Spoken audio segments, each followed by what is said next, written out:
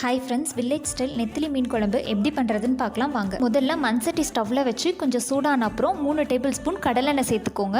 அப்புறம் சோம்பு, சீரகம், மிளகு இது மூணுமே 1 டேபிள் ஸ்பூன் சேர்த்துக்கோங்க.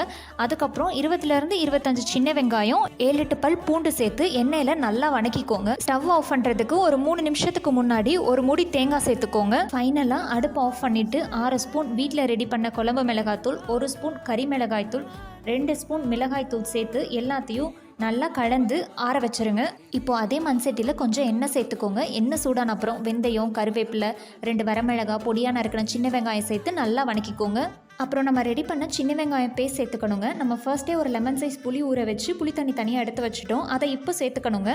நமக்கு தேவையான அளவு உப்பு சேர்த்து எல்லாத்தையும் நல்லா கலந்து மூடி போட்டு நல்லா குழம்பு கொதி வரணுங்க. அதுக்கப்புறம் மீனை சேர்த்து ஒரு 2 நிமிஷத்தில் நம்ம அடுப்பு ஆஃப் பண்ணிடலாம்.